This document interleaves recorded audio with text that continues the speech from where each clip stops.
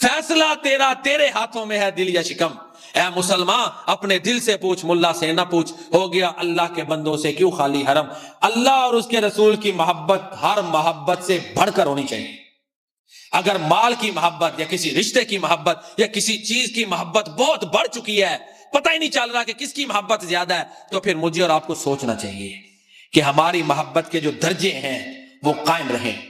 اپنے آپ سے بندہ پوچھے نا، اپنے ضمیر سے، کہ مجھے اللہ اور اللہ کے رسول کے ساتھ کتنی محبت ہے، مال کے ساتھ کتنی ہے، دنیا کے ساتھ کتنی ہے، اپنے آپ سے پوچھے، کیونکہ یہ فیصلہ تو بندہ خود ہی اپنے بارے میں کرے گا نا۔ پوچھ اس سے کہ مقبول ہے فطرت کی گواہی، فطرت کی گواہی بھی مقبول ہوتی ہے۔ بندے کا زمین ہی جوڑتا کہ یہ نہیں ہے ٹھیک ہے، اندر ایک طوفان آیا ہوتا ہے بے چینی کا، یہ کئی کو بے سکونی اتنی ہوتی ہے کہ سکون ہی نہیں ملتا، وہ ضمیر کی آواز جھنجھوڑ رہا ہوتا ہے کہ تو غلط ہے، سکون چھن گیا، اس سے بڑھ کر اور کیا وہ جھنجھوڑے۔ پوچھ اس سے کہ مقبول ہے فطرت کی گواہی، تو صاحب منزل ہے کہ بھٹکا ہوا راہی، کافر ہے مسلمان تو نہ شاہی نہ فقیری، مومن ہے تو کرتا ہے فقیری میں بھی شاہی۔ خلاصہ گفتگو یہ ہے جو میں نے اب تک بیان کیا، سب سے بڑھ کر ہمیں کس کے ساتھ محبت ہونی چاہیے؟ اللہ اور اللہ تعالیٰ کے رسول کے ساتھ۔